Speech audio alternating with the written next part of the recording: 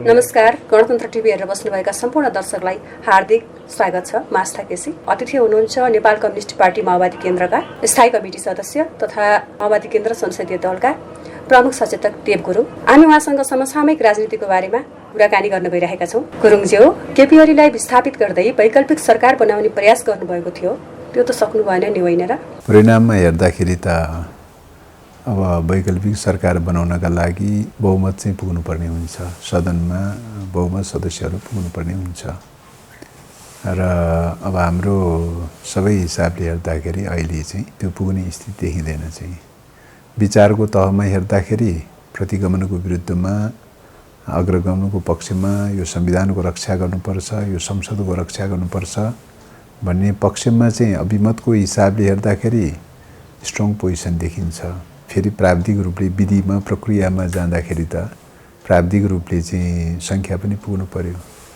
त्यो कोणबाट हेर्दाखेरि चाहिँ कतिपय प्राविधिक कारणहरूले गर्दाखेरि त्यो सङ्ख्या पुग्ने देखिँदैन। त्यसले गर्दाखेरि विकल्प सरकार बन्न सक्ने अवस्था देखिएन। चाहिँ कसको भूमिका र कमजोरीले गर्दा असफल भएको हो तपाईहरुको वैकल्पिक सरकार बनाउने योजना?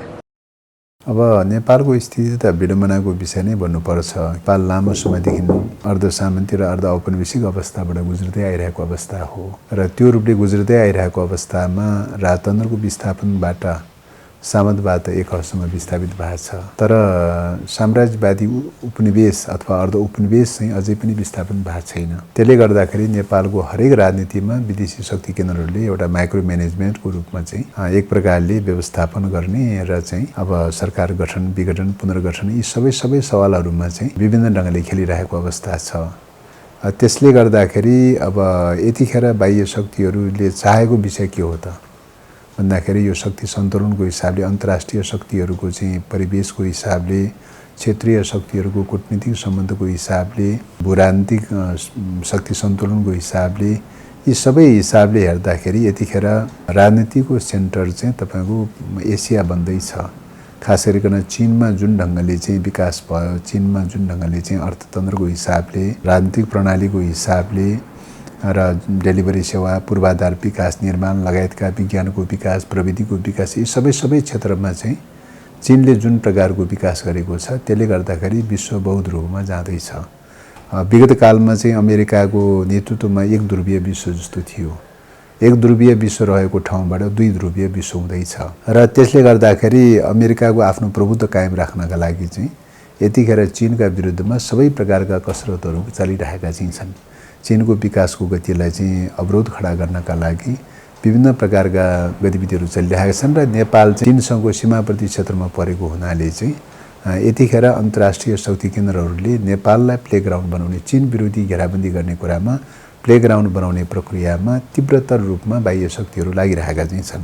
त्यसो भए वैदेशिक हस्तक्षेपकै कारण केपी ओलीलाई विस्थापित गर्ने तपाईहरुको प्रयास सफल हुन नसकेको हो? बाह्य शक्तिहरू त्यो रूपले लागिरहेको हुनाले नेपालमा चाहिँ आफ्नो प्लेग्राउन्ड बनाउनका लागि, आफ्नो शक्ति सञ्चय गर्नलाई, आफ्नो शक्ति विस्तार गर्नलाई, आफ्नो प्रभुत्व विस्तार गर्नका लागि र प्रकारान्तर रूपले आफ्नो सैन्य कोर्सको एक्सर्साइज गर्नका लागि पनि नेपालको सिस्टम, नेपालमा अस्थिरता र अराजकता पैदा गर्न अनिवार्य छ। अस्थिरता र अराजकता पैदा गर्नलाई के जरुरी छ त भन्दाखेरि चाहिँ सिस्टम नै चेन्ज गर्न सक्यो भने, सिस्टम नै अदलाबदली गर्न सक्यो भने अनि बल्ल अस्थिरता पैदा हुन्छ, अराजकता पैदा हुन्छ। त्यसकारणले यतिखेर नेपालमा प्राप्त गरेको सिस्टमलाई चेन्ज गर्ने कोर्समा चाहिँ छ र यो अहिले जो गणतन्त्र, संघीयता, धर्मनिरपेक्ष, समानुपाती, समावेशी लगायतका जुन सिस्टम स्थापित भएको छ, भलै यो सिस्टममा पनि सीमा होला, कमी कमजोरी होला, त्यो आफ्नो ठाउँमा छ, तर पनि यो स्थापित सिस्टमलाई भत्काउन खोजिरहेको चाहिँ छ।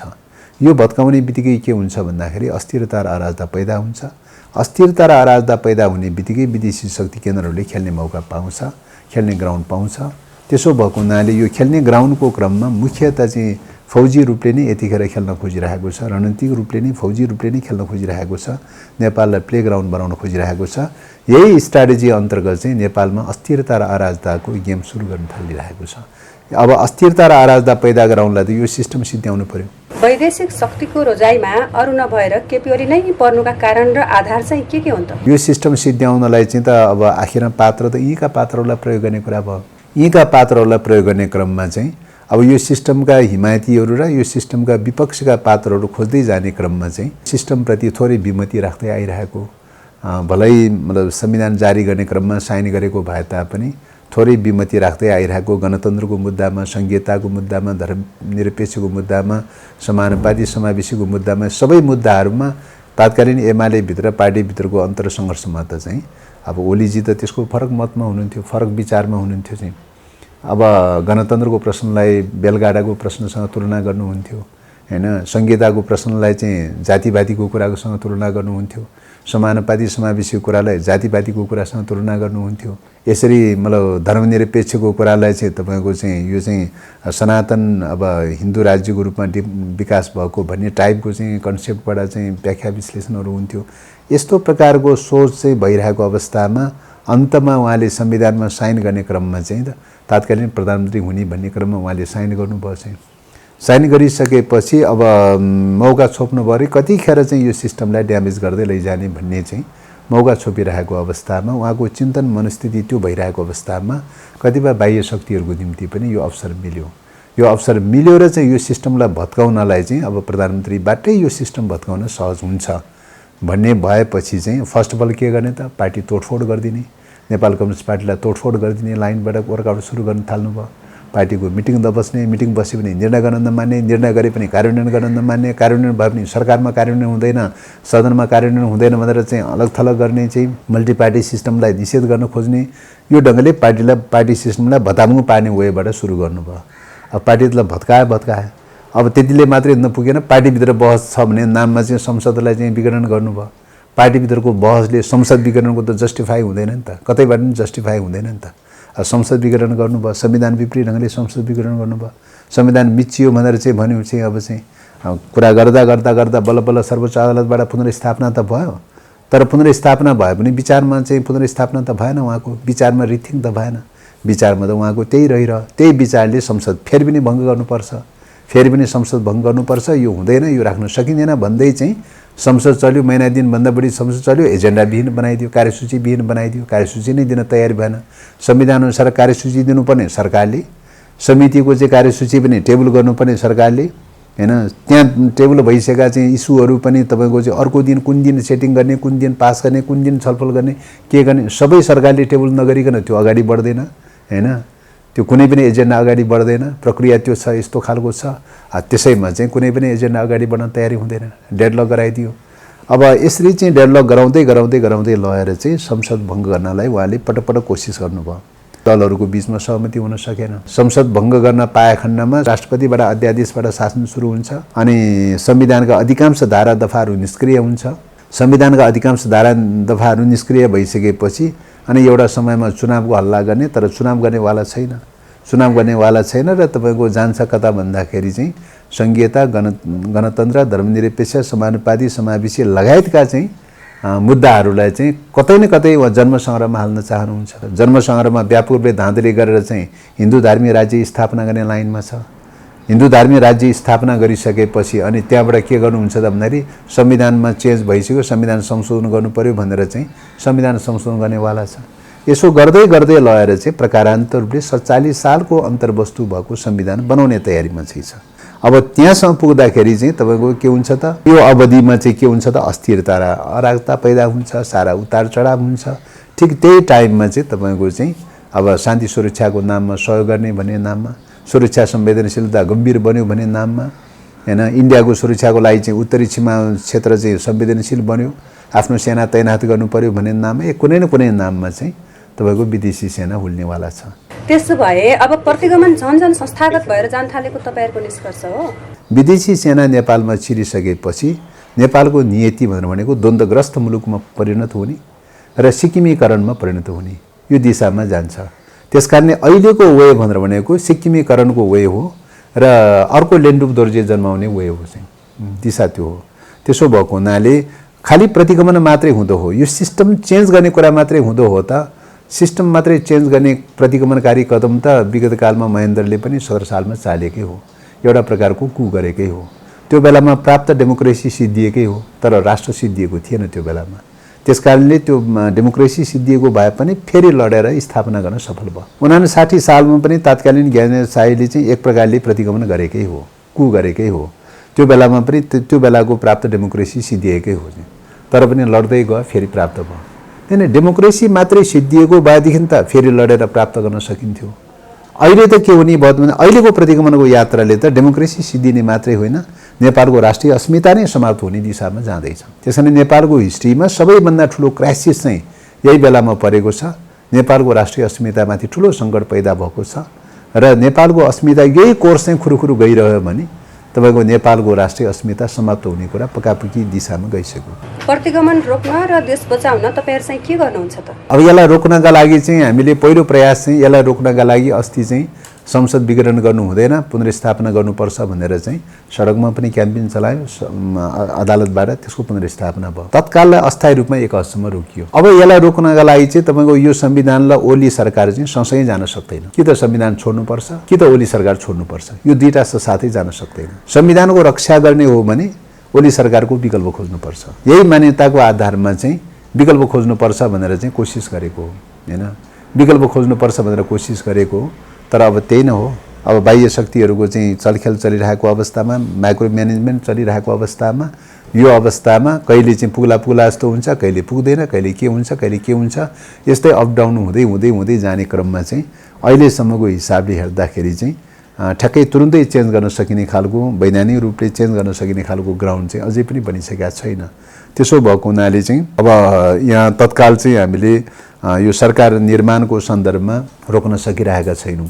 तर रोक्न नसके तापनि प्रकारान्तर रूपले हाम्रो प्रयास जारी राख्नुपर्छ र जारी राख्यौँ भने मलाई लाग्छ कुनै न कुनै दिन फेरि चाहिँ यसलाई चेक गर्न सकिने ठाउँ रहन्छ, रोक्न सकिने ठाउँ आउन सक्छ।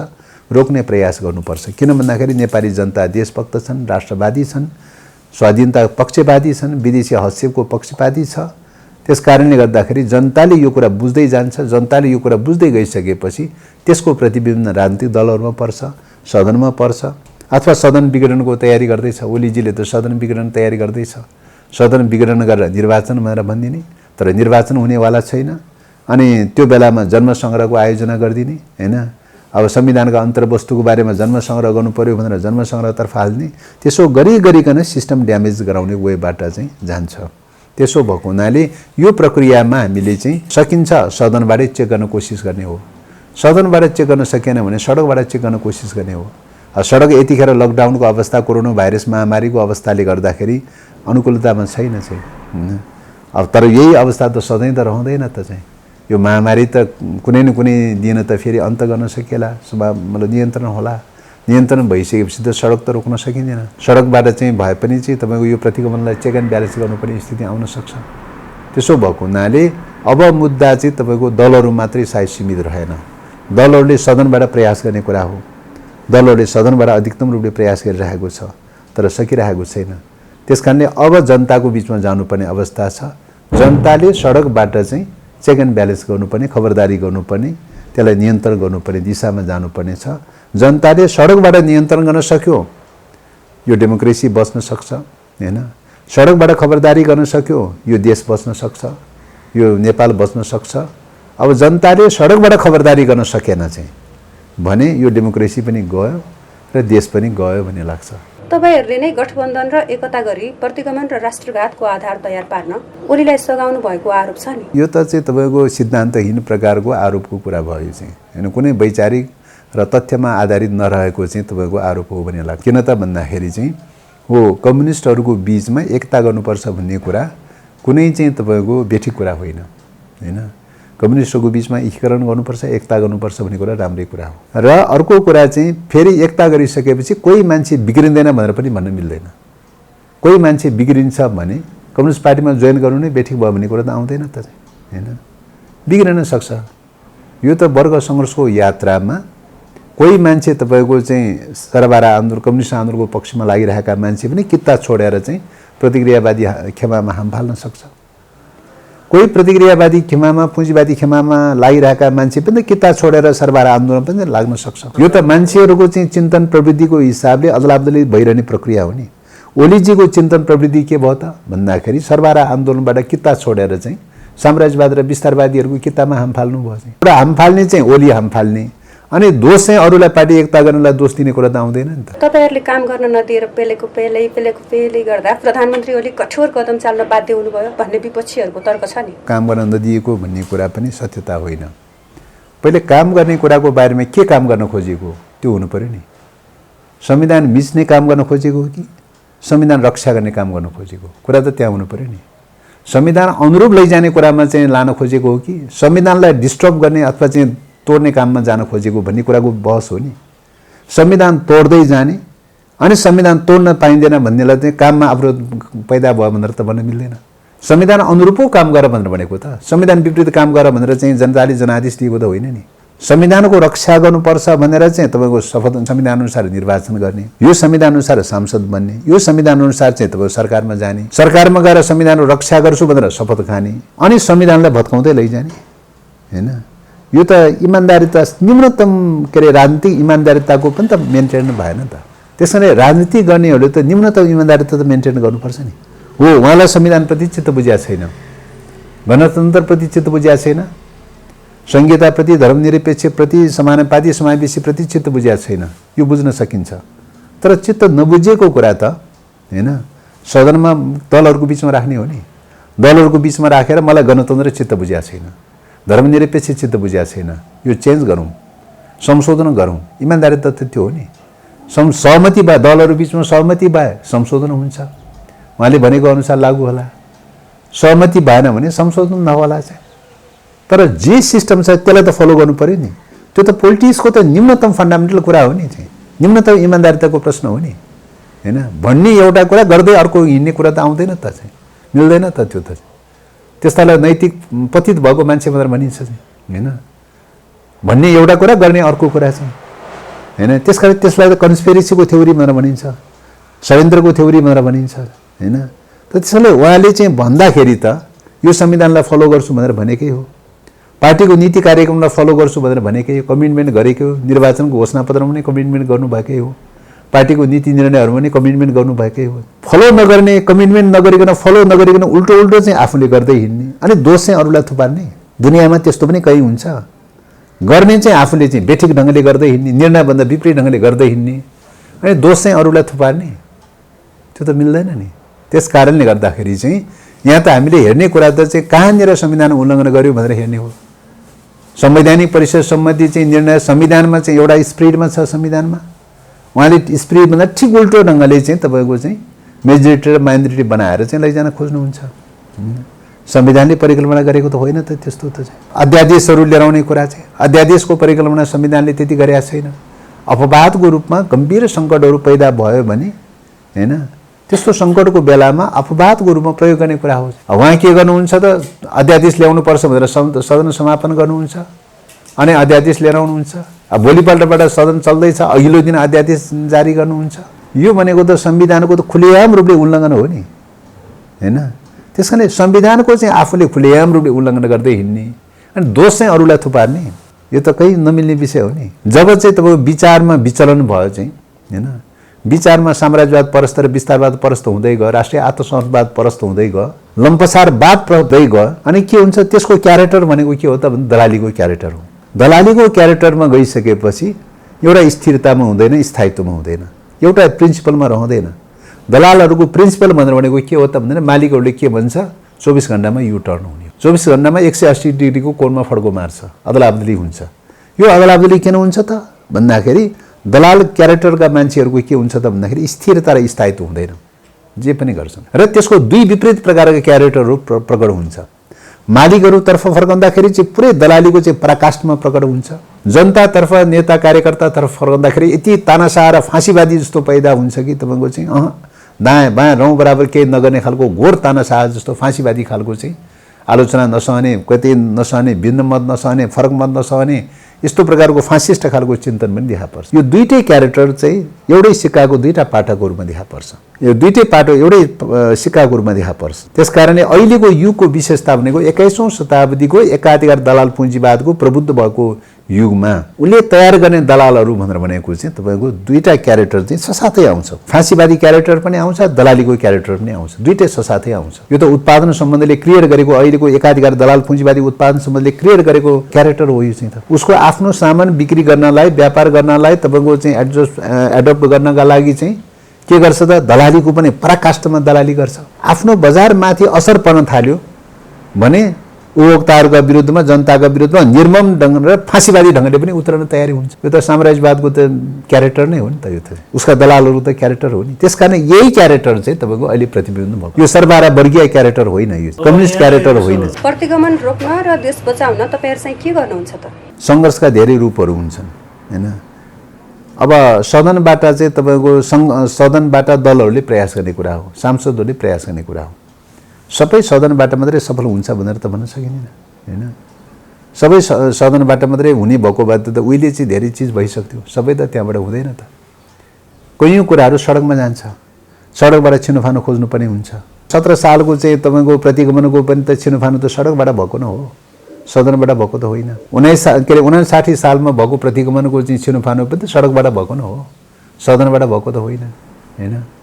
त्यसैले सडक नै एउटा शक्तिशाली र बलियो चाहिँ क्षेत्र हो। त सडकबाट नै तपाईँको करेक्सन गर्नुपर्ने, पहल गर्नुपर्ने अवस्था अब पैदा हुन थाल्यो भन्ने लाग्छ। त्यसो भएको हुनाले चाहिँ सदनको चाहिँ बाट सम्भवै छैन भनेर त नबनौँ सदनबाट हैन। सदनबाट पनि प्रयास त गर्ने हो, जारी राख्ने हो। तर हाम्रो बलियो चाहिँ क्षेत्र भनेर भनेको सडक नै हो। हिजो संसद पुनर्स्थापना भयो, सदनबाट पुनर्स्थापना भएको त होइन त। सडक आन्दोलन भयो, परिणाम त अदालतले चाहिँ तपाईँ के गर्यो त, पुनर्स्थापना गर्यो। एक प्रकारले त सडकबाट पुनर्स्थापना भएको नि यो संसद चाहिँ। संसदले गरेर पुनर्स्थापना गरेको त होइन त, सडकबाट पुनर्स्थापना भएको। त्यसकारणले अब चाहिँ तपाईँको सन्दर्भमा पनि ओलीको प्रतिगमनलाई परास्त गर्नका लागि चाहिँ र देशलाई रक्षा गर्ने हो भने, डेमोक्रेसीलाई रक्षा गर्ने हो भने सडककै वेबाट जानुपर्ने स्थिति आउन सक्छ। अल्पमतको प्रधानमन्त्री नियुक्त हुनुभएका ओलीको भविष्य कस्तो देख्नुहुन्छ? 30 दिन पनि कुर्नुहुन्न, तुरुन्तै अधिवेशन आह्वान गरेर चाहिँ विश्वासको मत लिने कोसिस गर्नुहुन्छ। विश्वासको मत लिनलाई होइन, अस्तिको पनि विश्वासको मत लिनलाई होइन।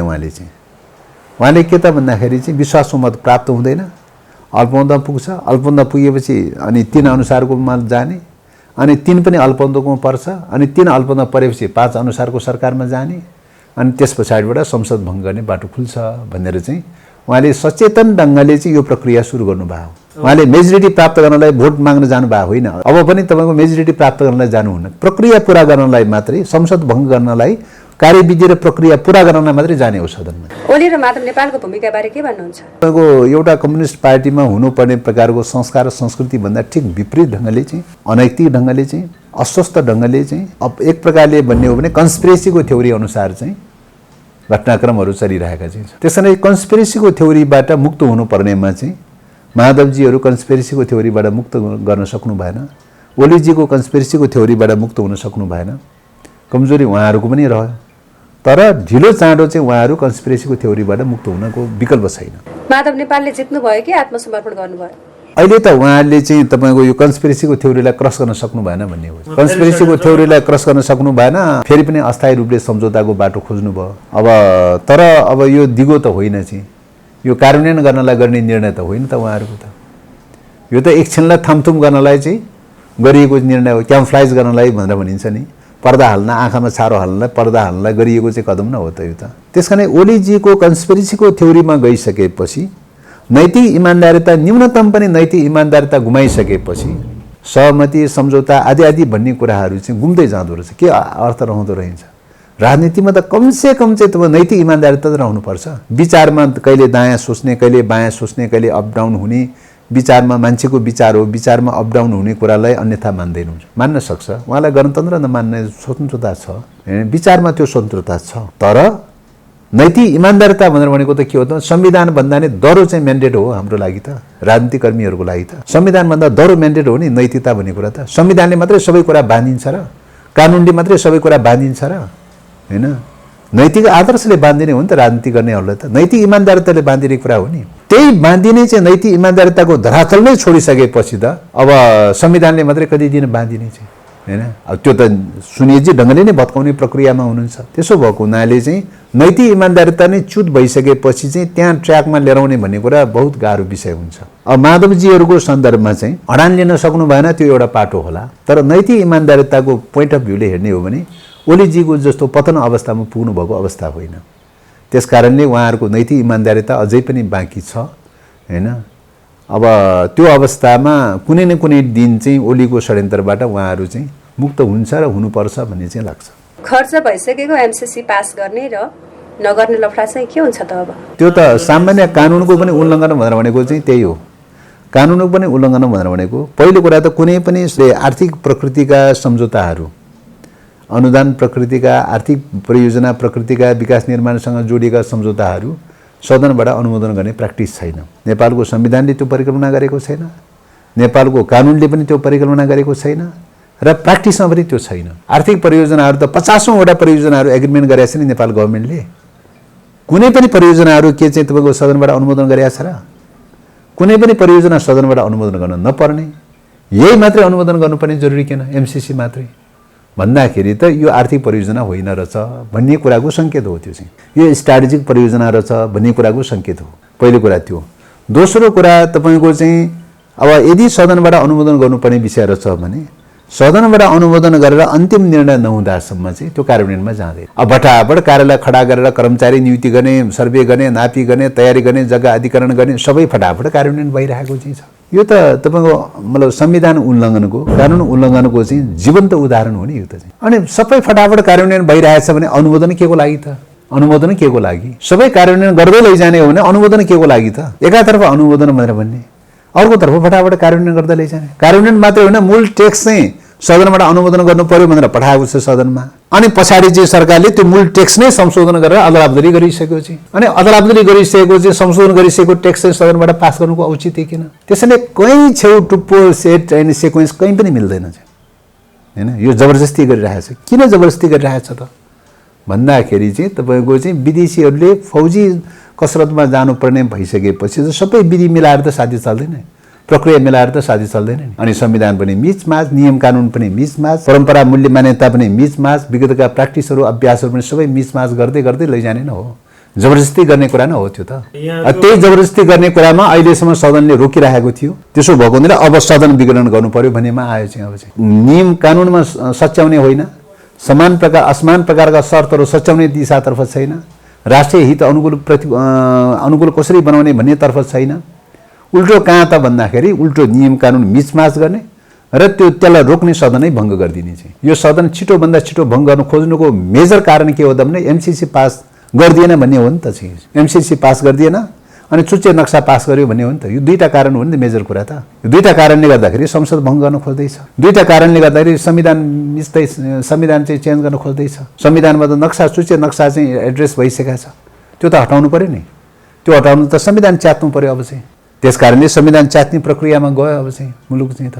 ढिलो जाँदा चुनावमा त जाला नै, तत्काल चुनावमा हेरिन तपाईँहरूलाई के को आपत्ति? यो त चुनाव भन्ने कुरा त के हो त भन्दाखेरि चाहिँ 3.5 करोड जनता परिचालन गरेर गर्नुपर्ने, अरबौं खर्च हुनुपर्ने, राज्यको संरचना खडा गर्ने कुरा, व्यवस्थापिका खडा गर्ने कुरा, यस्तो संवैधानिक मुद्दाहरूको बारेमा खडा गर्नुपर्ने कुरा, अर्ली इलेक्सन भन्ने कुरा कहाँ छ संविधानमा? संविधानमा कहाँ छ? संविधानले परिकल्पना गरेको छ निर्वाचनको बारेमा 5 वर्षमा आवधिक निर्वाचनको परिकल्पना गरेको। ताजा जनादेश भनेर भनेको 5 वर्षमा गर्ने जनादेश हो। त्यति मात्रै होइन, तपाईँको 3 वर्ष अगाडि जनतामा गएर 74 सालमा जनतामा गएर 5 वर्षको लागि चाहिँ यो निर्वाचन संसद निर्वाचन गर्ने भनेर 5 वर्षको म्यान्डेट लिएर आएको। संविधानमा 5 वर्षको कुरा छ, म्यान्डेट 5 वर्षको कुरा छ। अनि म्यान्डेटै नभएको, संविधानमै नभएको कुरा चाहिँ मन लाग्दी बीचमा कसैलाई सनक चलेको भरमा चाहिँ मन लाग्दी ढङ्गले चाहिँ निर्वाचन गर्ने भन्ने कुरा हुन्छ र? कसले मान्छ त्यस्तो निर्वाचन कसले मान्छ? पहिले ज्ञानेन्द्रले पनि त प्राय प्र्याक्टिस त गरेको थियो। संविधानमा नभएको कुरा, विधिमा नभएको कुरा, सबै दलहरूले एक्सेप्ट नगरेको कुराको बारेमा चाहिँ त्यो ठहर्न त सकेन त प्रकारान्तर। त्यसकारणले निर्वाचन भन्ने कुरा त तपाईँको पहिलो कुरा संविधानमा व्यवस्था हुनु पर्यो हैन। दोस्रो कुरा जनताको म्यान्डेट हुनु पर्यो। यदि जनताको पनि म्यान्डेट छैन, संविधानमा पनि व्यवस्था छैन भने विकल्प के हो त भन्दाखेरि चाहिँ दलहरूको बीचमा आपसी सहमतिको आधारमा 2/3 बहुमतले सदनबाट पारित गर्नु पर्यो नि। अनि नै बल्ल संविधान संशोधन हुन्छ। सिस्टम भनेको त त्यो हो नि। सदनबाट 2/3 बहुमतले पारित गर्नु पर्यो, बल्ल चाहिँ त्यहाँबाट निर्वाचनमा जाने कुरा हुन सक्छ। 5 वर्षको निर्वाचन चाहिँ भएन, 4 वर्षमा गर्नु पर्यो या 3 वर्षमा गर्नु पर्यो। लायो कसैलाई चाहिँ राख्नु पर्यो नि त सदनमा राख्नु पर्यो नि मलाई चाहिँ यो कारणले गर्दा 5 वर्ष वेट नगरौँ भन्ने लागेको छ त्यसो भनेर अगाडि नै गर्नु पर्यो संविधान संशोधन गरौँ 5 वर्षको सट्टामा 3 वर्षमा गर्ने या 4 वर्षमा गर्ने या 3.5 वर्ष कतिमा गर्ने हो गरौँ भनेर राख्नु पर्थ्यो नि 2/3 बहुमतले पास गर्नु पर्यो नि राति मध्यरातमा लुकी छिपिकन आफ्नै पार्टीका चाहिँ सहकर्मीहरूलाई पनि छक्काइकन चाहिँ गर्ने कुरा चाहिँ कुनै संवैधानिक बाटो हो त्यो चाहिँ कुनै वैधानिक बाटो हो त्यस्तो असंवैधानिक खालको बाटोमा त्यस्तो अवैधानिक खालको बाटोमा प्रधानमन्त्री त लाग्नु भयो अनि जनता पनि त्यही रूपले लागिदिनु पर्ने अरू दलहरू पनि त्यो रूपले लागिदिनु पर्ने अरू दलहरूको दायित्व जनताको दायित्व त संविधान परिधिभित्र आऊ भनेर भन्नुपर्ने होइन संविधान उल्लङ्घन गर्न खोजेको संविधान मिच्न खोजेको छ भने संविधान ट्र्याक अनुसार जाउँ भनेर भन्नुपर्ने होइन तपाईँलाई 5 वर्षमा गर्ने चुनाव के कारणले छेक्यो तपाईँलाई चाहिँ के कारणले 5 वर्षमा तपाईँ चुनाव गर्न दिनुहुन्न किन चुनाव गर्न दिनुहुन्न 5 वर्षको अवधिमा प्रतिवाद गर्नु पर्दैन दलहरूले संविधानका पक्षधरहरूले चाहिँ कन्ट्रोल गर्नु पर्दैन संविधान मिच्दै जाने मान्छेहरूलाई चाहिँ नियन्त्रण गर्ने प्रयास त सबैले गर्नुपर्ने कुरा हो नि संविधान मिच्दै जाने अनि त्यसलाई छोपिदिनु पर्ने फलो गरिदिनु पर्ने त्यसो भने त संविधान च्यातिए भयो त यो चाहिँ किन राख्ने यो संविधान भन्दै भयो चाहिँ यो संविधान काम लाग्दैन इमानदारिता के हुन्छ भन्दाखेरि यो संविधान काम लाग्दैन यो संविधान च्यात्दिउँ अर्को संविधान बनाऊ मलाई मन परेको छैन यो संविधान चाहिँ यो फेरिदिउँ संविधान चाहिँ इमानदारिता त्यो हो नि सदनमा आएर दलहरू बिचमा आएर कि त त्यो भन्नु पर्यो चाहिँ एकातर्फ मान्छु भनेर भन्ने संविधानको नाममा शपथ खाने चाहिँ अनि अर्कोतर्फ संविधान च्यात्दै हिँड्ने त्यस कारणले यसैलाई कन्स्पिरेसीको थ्योरी भनेर भनिन्छ षड्यन्त्रको सिद्धान्त भनेर भनिन्छ द्वैत रोल भनेर भनिन्छ अनैतिक खालको चाहिँ भनेर भनिन्छ जसपामा देखिएको 2 धारबारे तपाईँको टिप्पणी चाहिँ के छ हाम्रै पार्टीको बारेमा भन्ने हो हैन अरू पार्टी बारेमा भन्ने विषय होइन तर विचारको हिसाबले प्रष्ट रूपमा 2टा धार देखा परेकै छ एउटा परिवर्तनका पक्षधर र वर्तमान प्राप्त उपलब्धिहरूको रक्षा गर्ने पक्षमा देखा परेकै छ हैन एउटा त्यो धारमा छ अर्को धार भनेर भनेको चाहिँ तपाईको चाहिँ अब यो संविधानलाई सिद्ध्याउने दिशातर्फ उन्मुख खालको धारलाई मद्दत गर्ने धार पनि देखा परेको छ 2टै धार देखा परेको छ विचारको हिसाबले त्यसकारणले गर्दाखेरि चाहिँ अब त्यही त अब आन्दोलनमा विचारमा फरक मत देखा पर्नु भन्ने कुरा हामी अन्यथा मान्दैनौँ विचारमा फरक मत देखा पर्न सक्छ मतभेद हुन सक्छ जतिसुकै मतभेद भएछ भने पनि जतिसुकै फरक मत आएछ भने पनि के हो त भन्दाखेरि मेरो मत यो हो मलाई यो लाग्छ र यो यसरी चेन्ज गरौँ सकिन्छ यसरी चेन्ज गरौँ हैन यो वेबाट जाउँ राजनीतिमा त सार्वजनिक काम हुँदै राजनीति भनेको त सार्वजनिक काममा त त्यो ढङ्गले पारदर्शीपूर्ण ढङ्गले त्यसरी गर्ने विषय हो नि अब तपाईको चाहिँ बाहिर एउटा कुरा भन्ने भित्र अर्को मन ठानेर कन्स्पिरेसी गर्दै लगेर अर्को उल्टापाल्टा गर्दै हिँड्ने भनेर भनेको त त्यो त के हो त भन्दाखेरि कन्ना पछाडिबाट छुरा धस्ने तरिका भयो नि त्यो आत्मघाती कदम भयो नि त्यो चाहिँ आत्मघाती कार्यशैली भयो नि त्यो त्यसो भएको हुनाले चाहिँ यो चाहिँ कार्यशैलीप्रतिको यो चिन्तन शैलीप्रतिको यो प्रिन्सिपलप्रतिको हाम्रो असहमति हो माओवादी केन्द्रको अबको ठोस कार्यनीति कस्तो हुन्छ अबको सन्दर्भमा सदनबाट यो चेक गर्ने प्रयास फेरि पनि गर्ने हो यो प्रतिगमनलाई नियन्त्रण गर्ने कोसिस चाहिँ सदनबाट फेरि पनि जारी रहन्छ फेरि पनि प्रयास जारी रहन्छ सदनबाट सकेन भने सडकबाट चाहिँ चेक गर्ने प्रयास गर्नुपर्छ भनेर चाहिँ हामी आम जनतालाई अपिल गर्ने हो आम जनतालाई आह्वान गर्ने कुरा हो र त्यसकारणले गर्दा विगत कालमा पनि कैयौं प्रतिगमनका कदमहरू सडकबाटै करेक्सन भएका चाहिँ छन् सचिएका चाहिँ छन् फेरि पनि सडकबाटै करेक्सन गर्नुपर्ने स्थिति पनि आउन सक्दैन भनेर भन्न सकिँदैन त्यसकारण त्यसको लागि पनि हामी विचारको तहमा दृढ छौं हैन अहिले जे जति प्राप्त उपलब्धिहरू छ त्यसको रक्षा गर्नुको विकल्प छैन यद्यपि ती अधुरा छन् अपुरा छन् समयक्रममा त्यसलाई फुलफिल गर्ने कोसिस गरौँला तर पनि अहिले प्राप्त उपलब्धिहरूको रक्षा गर्दै थप उपलब्धिहरूको लागि प्रयास गर्दै जाने कुरा हो तर त्यसको लागि हामी संविधानको ट्र्याक भन्दा अहिले हामी बाहिर जान सक्दैनौं संविधानकै ट्र्याक अनुसार जानुपर्छ भनेर भनिरहेका चाहिँ छौं माधव नेपालबाट तपाईहरुलाई धोका भएको हो अब अहिलेको कदमको सन्दर्भमा जुन कुरा प्रतिबद्धता जाहेर गर्नु भएको थियो त्यो कुरा उहाँले पूरा गर्न सक्नु भएन भन्ने त देखिन्छ तर यसको मतलब चाहिँ अब कहिले पनि पूरा गर्न सक्दैन भन्ने कुरा चाहिँ होइन किन त भन्दाखेरि अब हामी बुझ्छौं अहिले अडान लिन सक्नु भएन थोरै ढुलमुल थोरै अस्थिरता त निश्चय पनि पैदा भयो जति दृढतापूर्वक जति अडान लिनु पर्थ्यो त्यो सायद अडान लिन सक्नु भएन कि भन्ने त देखिन्छ तर फेरि मान्छेमा चाहिँ थोरै लचकता थोरै अप डाउन त अलिअलि त भइरहन्छ फेरि हुनै सक्दैन भनेर त भन्न सकिँदैन त्यसकारणले गर्दाखेरि अहिले तत्कालको सन्दर्भमा त्यस्तो देखिएको भए तापनि प्रकारान्तर रूपले अब ओलीको प्रतिगमनको यात्रामा उहाँहरू सहमत त हुनुहुन्न। परिस्थितिले परिवेशले उहाँहरूले ब्रेक गर्न सक्नु भएन। परिस्थितिले परिवेशले उहाँहरूले त्यसलाई तोडेर चाहिँ तपाईँको ओलीको प्रतिगमनलाई तोडेर अगाडि बढ्न सक्नु भएन। त्यो आफ्नो ठाउँमा छ, तर उहाँहरूमा चित्त प्रसन्नता छैन यो कदमप्रति, ओलीको यो कदमप्रति चित्त प्रसन्नता छैन।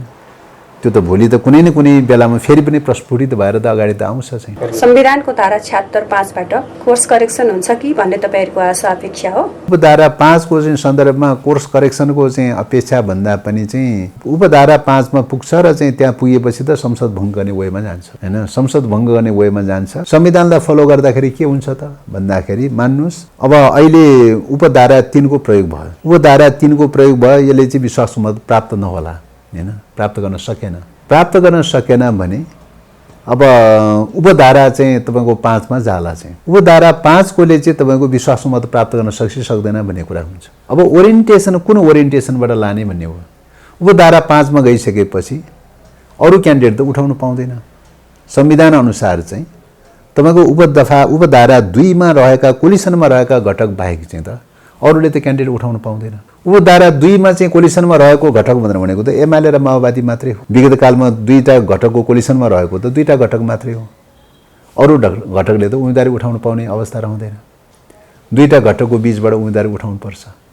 दुईटा घटकको बीचबाट उम्मेदवारी उठाउने भनेको त आखिरमा फेरि पनि ओलीले नै उम्मेदवार उठाउने हो। त्यसकारणले गर्दाखेरि अब उपधारा 5 मा गएर कोर्स करेक्सन होला भन्ने कुरा चाहिँ को सम्भावना चाहिँ कम नै देखिन्छ। तैपनि चाहिँ तपाईँको प्रयास गर्ने कुरा विभिन्न वैचारिक राजनीतिक प्रश्नहरूमा सदन बाँकी रहँदासम्म, सदन चल्दासम्म, अब यो पनि सदन पनि धेरै चल्नेवाला त छैन, यिनीहरू भङ्ग गर्ने तयारीमा चाहिँ छ। चल्दासम्म रहँदासम्म चाहिँ वैचारिक छलफल बहसहरू आफ्ना धारणाहरू राख्ने कुरा त हाम्रो निरन्तर रहिरहन्छ। प्रतिगमनको विरुद्धमा त हाम्रो वैचारिक सङ्घर्ष त निरन्तरता साथ चलिरहन्छ। सदनमा गयो भने पनि सार्वजनिक खालको सङ्घर्षहरू मिडियाहरू मार्फत सार्वजनिक खालको क्याम्पेनहरू गर्ने कुरा त छँदैछ। अहिले कोरोना भाइरस महामारीले अक्रान्त छ मुलुक चाहिँ, निश्चित रूपले पीडादायक अवस्था छ। तर पनि प्रतिगमनका कदमहरूको बारेमा मिडियाहरू मार्फत त जनतालाई क्याम्पेन गर्ने स्वतन्त्रता त सबैलाई छ। त्यसकारणले गर्दाखेरि चाहिँ यो ढङ्गले चाहिँ हामीले कतै न कतै रूपबाट यो प्रतिगमनको विरुद्धमा क्याम्पेन त चलाइरहनुपर्छ। अहिलेको निष्कर्षमा के भन्न चाहनुहुन्छ? मैले भनिहालेँ, नेपालको राजनीतिक इतिहासमा 250 वर्षसम्मको यो राज्य गठन भएदेखि 250 वर्षको इतिहासमा युद्धको बेलामा त सङ्कटहरू पर्ने कुरा स्वाभाविकै कुरा हो। सुगोली सन्धि लगायतका पूर्व अवस्थामा परेका युद्धहरूको बेलामा सङ्कट पर्ने कुरा अलगै कुरा हो। तर बाह्य रूपमा युद्ध नदेखिने तर इन्टरनल रूपमा चाहिँ सङ्कट पर्ने अवस्थाको हिसाबले हेर्ने हो भने नेपालको राष्ट्रिय अस्मितामाथिको सङ्कट अहिले जस्तो सङ्कट कहिले पनि परेको थिएन। अहिले गम्भीर प्रकारको सङ्कट परेको छ र यो सङ्कट चाहिँ बाट मुक्त गराउन सकिएन र यसलाई रोक्न सकिएन भने नेपालको राष्ट्रिय अस्मिता समाप्त हुने दिशातर्फ जाँदैछ। त्यसो भएको हुनाले राष्ट्रिय अस्मिताको रक्षाको निम्ति सम्पूर्ण देशभक्तहरू, सम्पूर्ण राष्ट्रवादी शक्तिहरू, सम्पूर्ण कम्युनिस्टहरू चाहिँ एक ढिक्का हुनुको विकल्प छैन। एक ढिक्का भएर प्रतिवाद गर्न सक्यो देश बच्यो, एक ढिक्का भएर प्रतिवाद गर्न सकेन भने देश गयो भनेर जाने। त्यसकारणले अहिले मुलुक राष्ट्रिय आत्मसमर्पणवादी चिन्तनको पराकाष्ठमा रहेको सेकेन्ड लेन्डुप दोर्जेको प्रवृत्ति हावी भइरहेको अवस्था छ। अब त्यो ढङ्गले हावी भइरहेको अवस्थामा नेपालको अस्मिता गम्भीर खतरामा पुगेको छ। अब नेपालको सुरक्षा गर्ने जिम्मा चाहिँ राष्ट्रिय आत्मसमर्पणवादी लेन्डुप दोर्जे प्रवृत्तिका पात्रहरूको हातमा पुगेको छ अहिले चाहिँ। त्यसो भएको हुनाले नेपाल अत्यन्तै जोखिमको अवस्थामा छ। नेपालको सुरक्षा गर्ने हो भने अब सबै कम्युनिस्टहरू, सबै देशभक्तहरू, राष्ट्रवादीहरू एक ढिक्का भएर चाहिँ राष्ट्रिय स्वाधीनताको क्याम्पेनमा, अभियानमा लाग्नुको विकल्प छैन। त्यसकारणले तपाईँको मिडिया मार्फत चाहिँ कुनै न कुनै रूपले राष्ट्रिय स्वाधीनताको अभियानको पक्षमा एकजुट हुनका लागि चाहिँ आग्रह गर्न चाहन्छु। धन्यवाद।